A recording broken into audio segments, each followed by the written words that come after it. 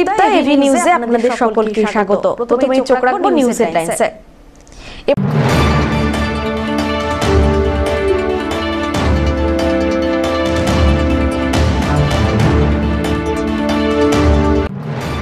জলপাইগুড়ি শহরে যাত্রী পরিষেবা উন্নত করতে সিটি বাসের উদ্যোগ। উত্তরবঙ্গ রাষ্ট্রীয় পরিবহন নিগমের যাত্রী ভাড়া হবে সামান্য। পুরসভার সবুজ সংকেতের পর সিটি বাস পরিষেবা চালু হবে বলে দাবি।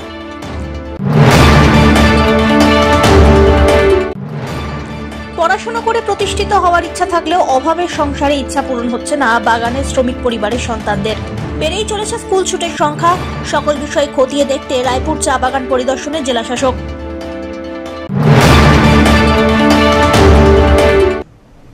এবার আসছে বিস্তারিত সংবাদে। জলপাইগুড়ি শহরের যাত্রী পরিষেবা উন্নত করতে সিটি বাস চালাতে উদ্যোগ গ্রহণ করেছে উত্তরবঙ্গ রাষ্ট্রীয় পরিবহন নিগম। যাত্রী ভাড়া হবে সামান্য।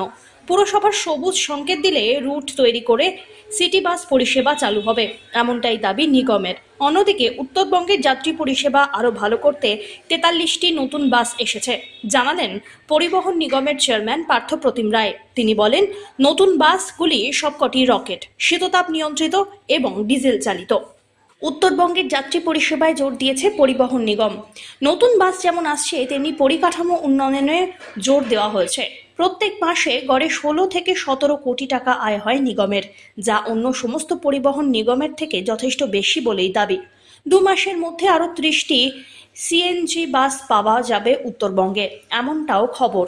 ঝাড়খণ্ড, আসামে যেমন বাস পরিষেবা চালু হচ্ছে, তেমনি সিকিমে বাস পরিষেবা ডুয়ার্স থেকে যায় কিনা সেটিও খতিয়ে দেখা হচ্ছে।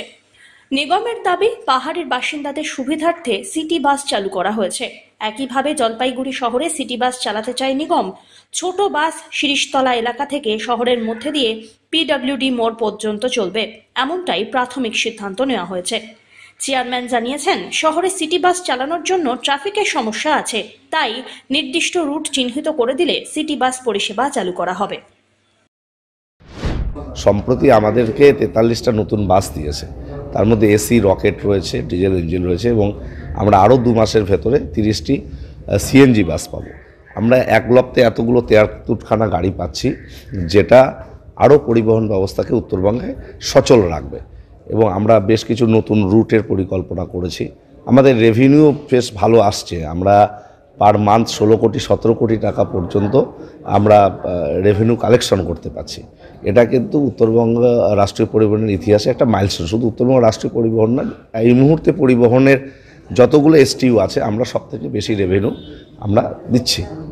এবং সবথেকে যেটা বড় কথা, আমাদের ইনফ্রাস্ট্রাকচারাল ডেভেলপমেন্টের ক্ষেত্রে সরকার বহু আমাদেরকে হেল্প করছে। আমরা যে প্রস্তাবগুলো পাঠাচ্ছি, সেগুলো ধাপে ধাপে সেগুলোকে দেওয়া হচ্ছে। বেশ কিছু টার্মিনাস, বেশ কিছু ডিপোকে সংস্কার, তার উপরও জোর দেওয়া হয়েছে। কিছু ছোট বাস, আমরা সিটি বাস পরিষেবা থেকে শুরু করে পাহাড়ে আর একটু বেশি গাড়ি চালানো, সিকিমে গাড়ি চালানোর জন্য আমাদের কাছে প্রস্তাব রয়েছে। আমরা ঝাড়খণ্ডে গাড়ি চালাচ্ছি। সম্প্রতি আমাদের 3টে নতুন বাস দিয়ে আমরা ঝাড়খণ্ডে রাঁচিতে বাস চালাবো, অসমে বাস চালাচ্ছি। পরবর্তী পর্যায়ে আমাদের আরও কিছু পরিকল্পনা রয়েছে, সেগুলো সিটি বাসের কথা আপনি এর আগেও বলেছি, কিন্তু সিটি বাসের পরিকল্পনা করতে গেলে কিছু টেকনিক্যাল ইস্যুস দাঁড়িয়েছে। এখানে ট্রাফিকিং যে সিস্টেমটা রয়েছে, সেটাকে আমরা প্রস্তাব দিয়েছি। সেটা যদি ওরা রুট তৈরি করে দেয় প্রশাসনের পক্ষ থেকে, আমরা নিশ্চিতভাবে চালাবো। ধীমান রায় রিপোর্ট, এভি নিউজ।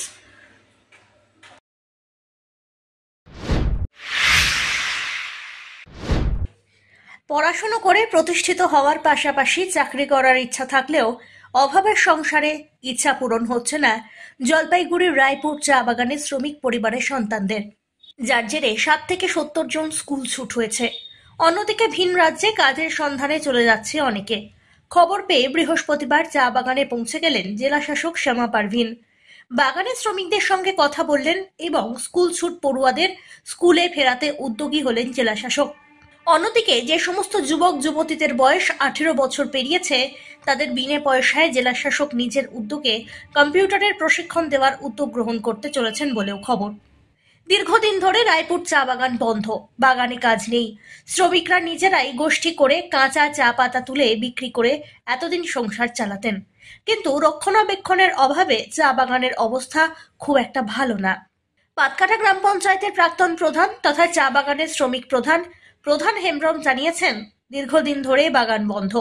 অভাবের সংসার থাকায় পড়ুয়ারা পড়াশোনা করতে পারছে না। অনেকজন স্কুল ছুট। জেলা শাসক উদ্যোগ নিয়েছেন পড়ুয়াদের স্কুলে ফেরানো, খুব ভালো উদ্যোগ হিসাবে। আজকে আছে আমাদের এখানে ডিএম ম্যাডাম, যে বাচ্চাগুলা স্কুল ছাড়ছে সেগুলাকে হিসাব চাচ্ছে আমার কাছ থেকে, কত বাচ্চাগুলা স্কুল ছাড়ছে, 18 করে কম্পিউটারগুলা ব্যবস্থা করে দেয়। লেখা মানে দীর্ঘদিন ধরে চা বাগান বন্ধ, পরিস্থিতি খুবই খারাপ। এখন কাজ না করলে তো আর পেট তো আর চলবে মানবে না না। হ্যাঁ, অভাবে অনেক পরিবার এমন আছে বাচ্চা কাচ্চাগুলোকে প্রাইভেট পড়তে পারে না, বাচ্চাগুলা লাস্টে স্কুল ছেড়ে দিয়ে আলু কাজে চলে যায় এবং বাইরের বাগানগুলো চলে যায়। পরিস্থিতি খারাপ বলেই সব বাইরে চলে যাচ্ছে। অনেক মোটামুটি 60-70টা ছেলে হয়ে যাবে পড়াশোনা ছাড়ছে। কেন ছাড়ছে? অভাবে মা বাবা প্রাইভেট পড়াইতে পারে না, স্কুল খাতাপত্র ঠিক মতো দিতে পারে না, তার জন্যই ছাড়ছে। ম্যাডাম কি বললো, কি আসে? ম্যাডাম বলতেছে আমাকে লিস্ট করে দেন, আমি দেখতেছি এই বিষয়টাকে যাতে এদেরকে রানিং করা যায় এবং কম্পিউটার আমরা ফ্রিতে করাই দেবো 18 বছর উপরে। পড়াশোনার দায়িত্ব নিল। হ্যাঁ, তারা ডিএম ভালো বলেছেন আর কি। হ্যাঁ, লেখাপড়া করার দায়িত্ব নিচ্ছে রায়পুর চা বাগানে। ছেলে মেয়েদের খুশি আপনারা? না, সে তো লেখাপড়া একদম দরকারও আছে, আর ডিএম যদি যেভাবে স্টাফ নিচ্ছেন ভালো স্টাফ নিচ্ছেন, তাতে খুশি আমরা। অপরদিকে জেলা শাসক শামা পারভিন জানিয়েছেন, স্কুল ছুটদের স্কুলে ভর্তি করতে হবে। রায়পুর চা বাগানের পাশাপাশি অন্যান্য বাগানে খোঁজ করে দেখা হবে এরকম পড়ুয়া আছে কিনা। আমি এটাই এখানে এসে বলছি, যারা এখানে ছিলেন সবাই ছেলে ও মেয়েকে একটু পড়াশোনা করতে হবে। যারা স্কুল ছেড়ে দিয়েছে ওদেরকে আমরা উদ্যোগ নেব, যদি স্কুলে আবার ওদেরকে ফেরা যাবে। এছাড়া যারা এখানে 18 বছরের বেশি হয়ে গেছে ওদেরকে আমরা ভাবছি উৎকর্ষ বাংলাতে কোনো কম্পিউটারে কোনো টেলি কোর্স করে ওদেরকে ট্রেনিং দেবো, ওদেরকে এরা কাছাকাছি শিলিগুড়ি কোনো ভালো জায়গায় চাকরি পায়। বলছিলাম এখনো কত ছেলে মেয়ে পড়াশোনা ছেড়ে দিয়েছেন, এখন হিসাব কত? এখন হিসাব তো আমার কাছে নেই, আমরা হিসাব প্রধানকে বলেছি হিসাব করে আমাকে দেবো। এদের কি পড়াশোনা আপনি দায়িত্ব নিচ্ছেন? আমরা এদেরকে যারা স্কুল গোয়িং স্টুডেন্ট আছে, মানে যারা ওই এজের মধ্যে, আমরা ওদেরকে ফেরাবো স্কুলে। খালি রায়পুর চা বাগান না, বিভিন্ন চা বাগানে আমরা দেখছি এরকম অবস্থা এখানে আছে, যেখানে আমরা অন্য জায়গাও দেখবো এরকম। চা বাগানের লাড্ডু মুন্ডা জানান, জেলা শাসক পড়াশোনা এবং কম্পিউটার প্রশিক্ষণ দেওয়ার ব্যবস্থা করেছেন, যা অত্যন্ত প্রশংসনীয়। লাট্টু কি মুন্ডা কোন বাগানের? পড়াশোনা করতো? কোন ক্লাস অবধি? কেন ছাড়লেন? এখন ডিএম ম্যাডাম কি বললো? ফ্রিতে। খুশি তোমরা? খুশি, কিন্তু এখন কি করাবে বললো?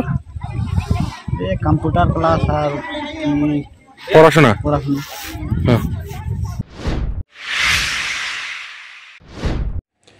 দেরি করে স্কুলে আসায় বিদ্যালয়ের গেটের ভিতর ঢুকতে দেওয়া হলো না ছাত্রীদের, এমনকি মিড ডে মিল কর্মীদেরও ঢুকতে দেওয়া হলো না স্কুলের গেটের ভিতর।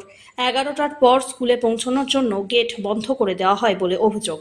অনেক অভিভাবক ছাত্রীদের স্কুলে নিয়ে এলেও তাদের ভিতরে ঢুকতে না দেওয়ায় বাইরে দাঁড়িয়ে থাকতে দেখা যায়। এমনকি স্কুলের এক শিক্ষককেও খাতা নিয়ে এসে বিদ্যালয়ের গেটের সামনেই দাঁড়িয়ে থাকতে দেখা গেল। বুধবার সকালবেলায় এমনই দৃশ্য দেখা যায় জলপাইগুড়ি সুলিতিবালা সদর উচ্চ বালিকা বিদ্যালয়ের সামনে। বিদ্যালয়ের গেটের সামনে নতুন নিয়মাবলীর একটি বিজ্ঞপ্তি লাগানো হয়েছে। তাতে লেখা 10:45-এর পর কোনো ছাত্রী বিদ্যালয়ে প্রবেশ করতে পারবে না, কারণ সকাল 10:50 থেকে শুরু বিদ্যালয়ের প্রথম পিরিয়ড। বিষয়টি নিয়ে ক্ষোভ প্রকাশ করেন অভিভাবকরা। মূলত আপনাদের বাচ্চাদের অনেক বাচ্চাকেই আজকে বিদ্যালয়ে ঢুকতে দিচ্ছে না। বাচ্চাদেরকে ঢুকতে দিচ্ছে না, তার কারণ হচ্ছে যে একটাই, যে এখানে যত বাচ্চা আছে তার মেজর বাচ্চারাই হচ্ছে পান্ডাপাড়া, তারা পান্ডাপাড়া সেক্টরের বাসিন্দা। তো এবার আমরা বাচ্চাদের স্কুল থেকে একটা সিস্টেম ছিল যে 10:30টার মধ্যে বাচ্চাদের স্কুলে আসতে হয়। তো এবার 10:30টা সময় মেনেই সমস্ত বাচ্চারা স্কুলের উদ্দেশ্যে রওনা দেয়, কিন্তু দার্জিলিং মেল বলে যে ট্রেনটা জলপাইগুড়িতে আসে, ট্রেনটা আজকে একটু লেট করে জলপাইগুড়িতে ঢোকে, প্রায় 10:40-এ ট্রেনটা জলপাইগুড়িতে ঢোকে। তো তার দরুন সমস্ত বাচ্চার একটু লেট হয়, সমস্ত বাচ্চা তাও 10:40-এ স্কুলে পৌঁছায়। এবার পৌঁছানোর পরে স্কুলের গেট আটকানো থাকে। তা আমরা জানতে চাই বাচ্চাগুলোকে কেন ঢুকতে দেওয়া হচ্ছে না। তখন দিদিমণি এসে বলেন যে 10:35 পর্যন্ত বাচ্চাদেরকে ঢোকানোর রাইট আছে। আমরা ওনার কাছে রিকোয়েস্ট করি যে আপনার সিস্টেম আমরা মেনে চলার চেষ্টা করি সবসময়। তো আজকের দিনটা আপনি বাচ্চাগুলোকে কনসিডার করুন। দার্জিলিং মেলের জন্য এটা হচ্ছে, দার্জিলিং মেলের জন্য এই ঘটনাটা ঘটছে। কি করবেন তাহলে এখন বাচ্চাদের নিয়ে? এখন বাচ্চাদের নিয়ে তো সমস্ত বাচ্চা স্কুল করার জন্য রেডি হয়ে আছে, তারা তো আসছে, প্রায় অনেকক্ষণ ধরে ঢুকে এখানে বসে আছে। কোনো কি এক্সাম রয়েছে আজকে? আজকে এক্সাম নেই, কিন্তু নতুন সবাই মানে নতুন ক্লাসে উঠছে, তারা ক্লাস করবে সেই আনন্দে এরা স্কুলে আসছে। কিন্তু অনেক দিদিমণিকে দেখছি যে তারা এই মাত্র দেখুন 10:10 একজন দিদিমণি 11:10 স্কুলে ঢুকলো। তো 11:10 যদি একটা দিদিমণি স্কুলে ঢুকতে পারে তাহলে সেই ক্ষেত্রে বাচ্চাদের কি অসুবিধা আছে? বাচ্চাদের ঢুকতে দিল না? আমরা তো মিড ডে মিলের লোক, আপনারাও ঢুকতে দিচ্ছে না? না, কেন? এটা নতুন ফার্স্টে করছে। এটা কি নিয়ম ছিল? নিয়ম আছে আমাদের 10:11টার মধ্যে আসতে নিয়ম আছে, দেরি হইলেও। এখন বাইরে জানেন ইচ্ছা না, তো হঠাৎ করে করলো, আমরা কি করে? আমি তো ঠান্ডার দিন, আর এই যে পা ন্যাংড়ায় আসতেছি আমি কোনোভাবে, কাজ করতেই হবে আমাদের। ঢুকতে দিচ্ছে না? হ্যাঁ, না, ঢুকতে দেয় নাই, কি করবো, ঠান্ডার দিন ভাই। যদিও বিদ্যালয়ের প্রধান শিক্ষিকা সুতপা দাস বলেন, শিক্ষা দপ্তরের নিয়ম মেনেই চলছেন তারা। বাচ্চারা ঢুকতে পারেনি অনেক। এই হচ্ছে আমাদের West Bengal board of secondary এডুকেশনের 20-12-23 নির্দেশিকা। এখানে কিন্তু পরিষ্কার বলা আছে যে 10:40 থেকে আমাদের প্রেয়ার লাইন শুরু হবে। আমাদের বাইরেও দেখবেন লেখা আছে। এবার আমাদের স্কুলের প্রেজেন্ট গত বছরের স্ট্রেংথ ছিল 2350, প্যারাজ এবছর এখনও 5 ভর্তি চলছে। এবছর সম্ভবত 2700 কাছাকাছি হবে যখন 11 ভর্তি হবে। এবার এতগুলো বাচ্চা যখন ক্লাসের লাইনে দাঁড়ায় এবং ফিরে যায় 10:50 যদি আমাকে ক্লাস শুরু করতে হয়, সেক্ষেত্রে আমাদের 10:35 বাচ্চাদেরকে লাইনে দাঁড়াতে হয়, এবং 10:50 ক্লাস শুরু করতে গেলে আমাদের কিন্তু 10:45 পর আর কোনোভাবেই সম্ভব হয় না বাচ্চাদেরকে ঢুকতে দেওয়া। এটা আমরা গার্জিয়ানস মিটিংয়েও বলেছি এবং বাইরে লেখাও আছে। তো সেক্ষেত্রে শুধুমাত্র অভিভাবক যদি মনে করেন যে পড়াশুনো শেখানোটাই আমাদের দায়িত্ব, নিয়মানুবর্তিতা বা শৃঙ্খলা শেখানো আমাদের দায়িত্ব নয়, তাহলে কিন্তু আমরা বড় অসুবিধায় পড়ি। কারণ যে জায়গা থেকে বাচ্চারা আসছে ঠিক সেই জায়গা থেকে আমার 2জন টিচারও কিন্তু আজকে এসছেন, তারা প্রেয়ার লাইনে দাঁড়িয়েছেন, আমি নিজে নোটিশ করেছি। আমাদের আইভি রায় এবং মৌসুমী চক্রবর্তী লাইনের ওপার থেকে এসছেন এবং দাঁড়িয়েছেন। দার্জিলিং মেল আমাদের শহরে একটা সমস্যা হয়ে দাঁড়িয়েছে। ওপাশ থেকে যে বাচ্চারা আসে প্রায় প্রতিনিয়তই তারা এই সমস্যাটার মধ্যে দিয়ে আসে পড়ে, কিন্তু স্কুল সরকারি নিয়মের বাইরে গিয়ে, স্কুল তো তার নিজের গণ্ডির বাইরে, সরকারি নির্দেশের বাইরে গিয়ে অন্য কিছু দেখতে পারে না। তার তো একটা নির্দিষ্ট দেখার স্কোপ আছে। তো অভিভাবকরা রেগে যাচ্ছেন বুঝতে পারছি, কিন্তু আমি আমার সীমাবদ্ধতার কথা তাদের জানিয়েছি। সেই পরিপ্রেক্ষিতে যখন আমাকে আমার শ্রদ্ধেয় অভিভাবক বললেন যে আমার ক্ষমতা আমি দেখাচ্ছি, তো আমি সারেন্ডার করেছি যে আমার কোনো ক্ষমতা নেই। আমার ক্ষমতা হচ্ছে বোর্ডের এইটুকু নির্দেশিকা, আমি সেটুকুই আপনাদের জানালাম। এরপরে আজকে যদি আমি 20 জনকে সুযোগ দিই ঢোকার, তাহলে কালকে কিন্তু আমার এখানে 80 জন দেরি করে আসে। কারণ আমি দেখি প্রতিদিন যে বাচ্চা আমার ইয়েতে দাঁড়ায়, প্রেয়ার লাইনে দাঁড়ায়, প্রায় কাছাকাছি বাচ্চা ওই 10:45 পরে, মানে প্রেয়ারটা হয়ে যাওয়ার পরে 40 থেকে 45 মধ্যে প্রায় সম পরিমাণ বাচ্চা এসে দাঁড়ায়। অমিত বণিকের রিপোর্ট, এভি নিউজ।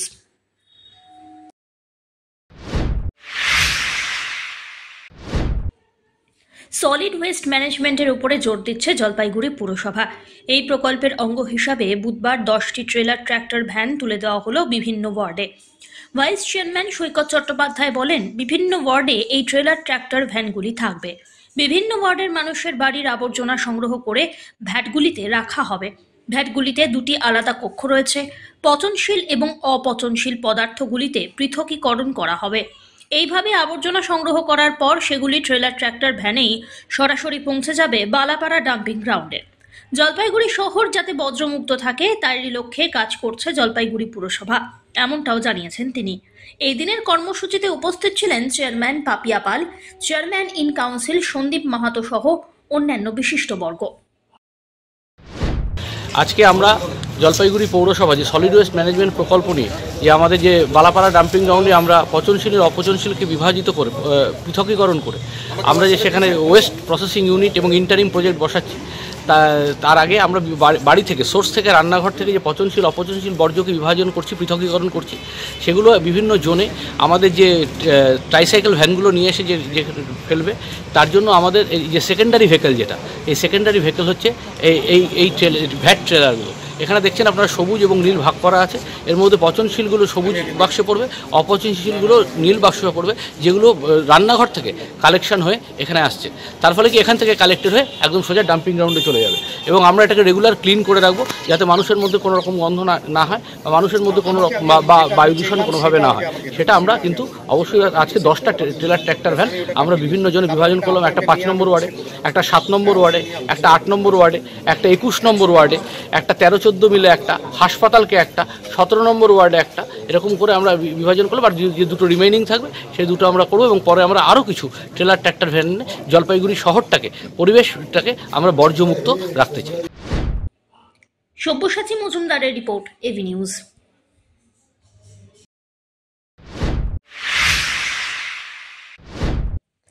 চার বছরের নাবালিকাকে ধর্ষণের অভিযোগে এক অভিযুক্ত যুবককে 12 বছরের সশ্রম কারাদণ্ডের নির্দেশ জলপাইগুড়ি জেলা আদালতের।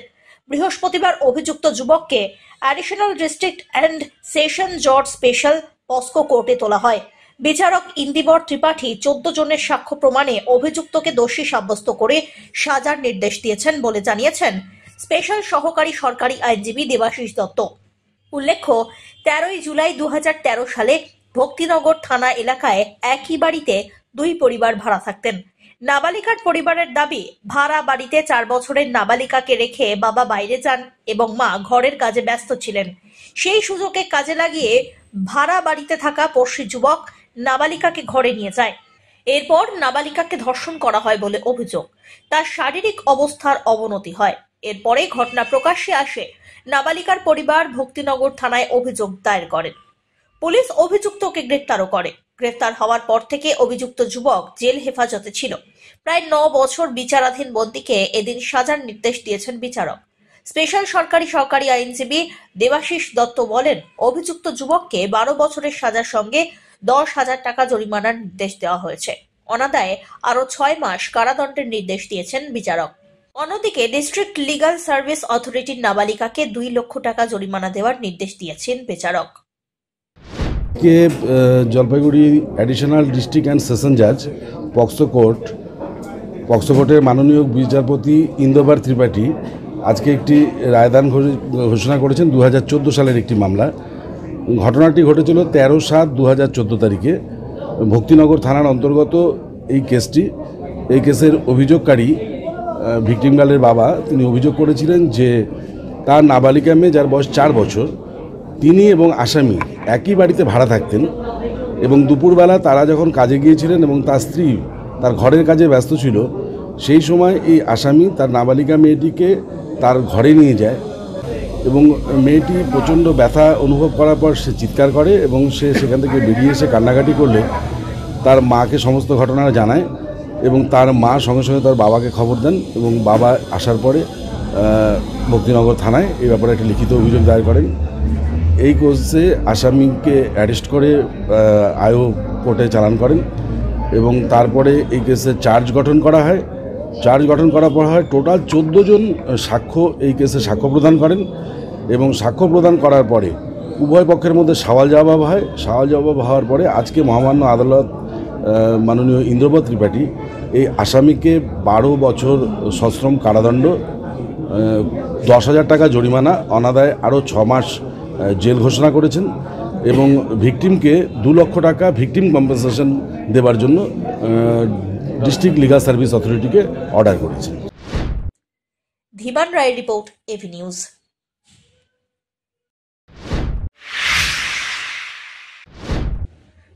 টার্গেট সোনার শোরুম, আতঙ্কে ভুগছে জলপাইগুড়ির স্বর্ণ ব্যবসায়ীরা। ব্যক্তিগত নিরাপত্তায় আগ্নেয়াস্ত্র রাখার অনুমতি চেয়ে পুলিশের কাছে আবেদন একাধিক স্বর্ণ ব্যবসায়ীর, বিবেচনার আশ্বাস দিল পুলিশ। দক্ষিণবঙ্গে একের পর এক ঘটনা, পরপর দিনের পর দিন সন্ধেবেলায় উত্তরবঙ্গের মালদাতেও সোনার দোকানে ডাকাতির ঘটনা, যা নিয়ে রীতিমতো কপালে চিন্তার ভাঁজ জলপাইগুড়ি জেলার স্বর্ণ ব্যবসায়ীদের। পুলিশ সুপারকে নিরাপত্তা চেয়ে আবেদন জানানোর পাশাপাশি জমা পড়ছে একের পর এক ব্যক্তিগত নিরাপত্তায় আগ্নেয়াস্ত্র রাখার আবেদন। ইতিমধ্যে 3 জন ব্যবসায়ী লিখিত আবেদন জমা পড়েছে কোতোয়ালি থানায়। সংখ্যাটা আরও বাড়বে এমনটাই জানালেন ব্যবসায়ী সংগঠনের সম্পাদক বিকাশ দাস।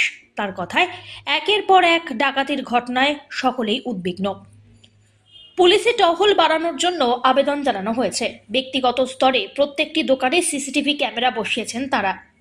রাখা হয়েছে নিজস্ব নিরাপত্তা কর্মী।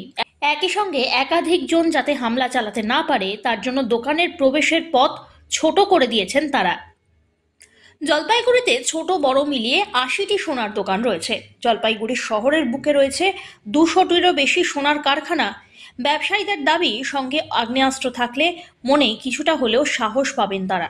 এই সপ্তাহে আরও কয়েকজন স্বর্ণ ব্যবসায়ী অস্ত্র রাখার অনুমতি চেয়ে পুলিশ প্রশাসনের কাছে আবেদন জানাতে চলেছেন, এমনটাই জানিয়েছেন ব্যবসায়ী সংগঠনের সদস্যরা।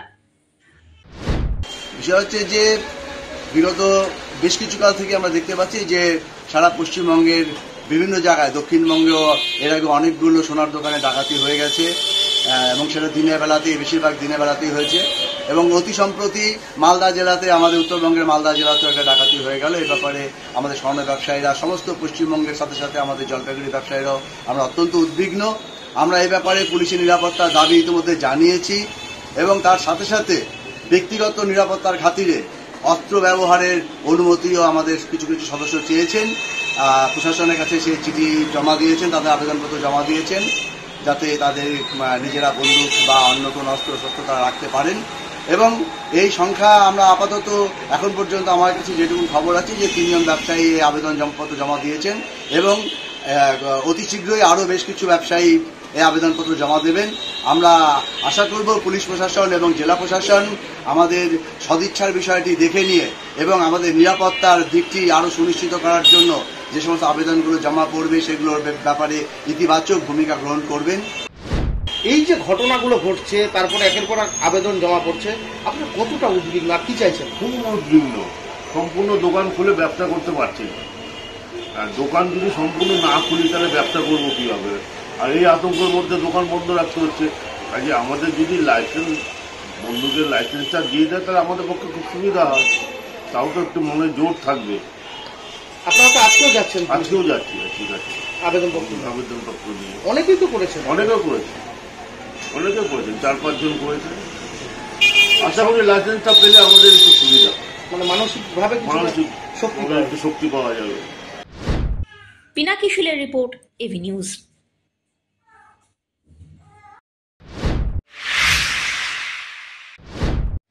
বুধবার ভোর থেকেই কুয়াশার চাদরে মোড়া গোটা জলপাইগুড়ি। ঠান্ডায় জবুথবু জেলাবাসী। উত্তরে জাঁকিয়ে পড়েছে শীত। ঘন কুয়াশার চাদরে ঢেকেছে চারদিক। দৃশ্যমানতা এতটাই কম যে গাড়ির হেডলাইটের পাশাপাশি ফগ লাইট জ্বালিয়েও চলছে গাড়ি। এমন অবস্থায় দুর্ঘটনার ভয় তো লেগেই রয়েছে। রাত হোক কিংবা দিন, গাড়ি নিয়ে চলাফেরা করা বেশ দুষ্কর হয়ে পড়ছে। 1 ঘন্টা রাস্তা যেতে সময় লাগছে প্রায় 3 ঘন্টা। তার মধ্যে রয়েছে প্রাণের ঝুঁকি। শীতের হাত থেকে বাঁচতে ইতিউতি আগুন জ্বালিয়ে শীতের আমেজ উপভোগ করতে দেখা গেল অনেককেই। আবহাওয়া দপ্তর সূত্রে খবর, মঙ্গলবার জলপাইগুড়ি জেলার সর্বনিম্ন তাপমাত্রা 12.5 ডিগ্রি সেলসিয়াস, সর্বোচ্চ 18.2 ডিগ্রি সেলসিয়াস। অমিত বণিকের রিপোর্ট, এভি নিউজ।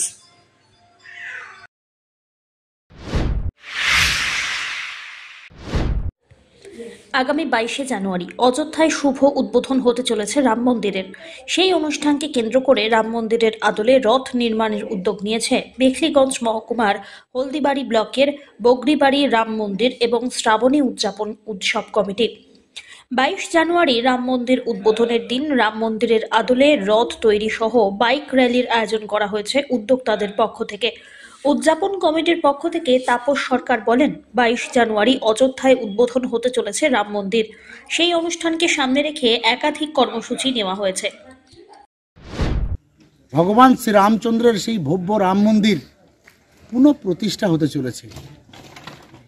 সেই বিশেষ দিনকে দীপাবলি উৎসবে রঙে রাঙিয়ে দিতে শ্রাবণী উৎসব উদযাপন কমিটির ব্যবস্থাপনায় বগড়িবাড়িতে বিশেষ কিছু কার্যক্রম রাখা হয়েছে।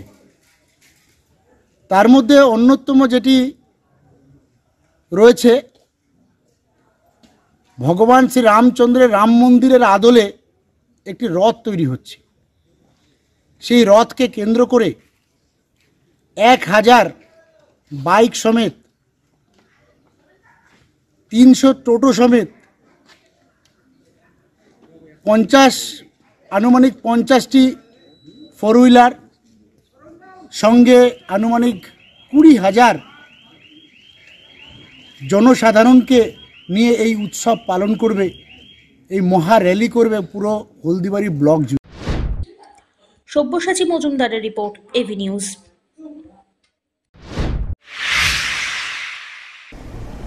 শেষ করবার আগে নিউজ হেডলাইন্স আরো একবার।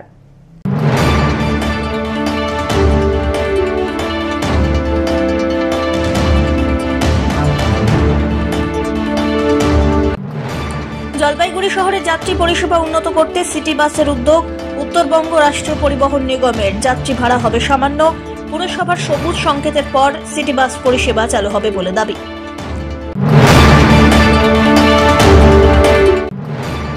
পড়াশোনা করে প্রতিষ্ঠিত হওয়ার ইচ্ছা থাকলেও অভাবের সংসারে ইচ্ছা পূরণ হচ্ছে না বাগানের শ্রমিক পরিবারের সন্তানদের। বেড়েই চলেছে স্কুল ছুটের সংখ্যা। সকল বিষয় খতিয়ে দেখতে রায়পুর চা বাগান পরিদর্শনে জেলা শাসক।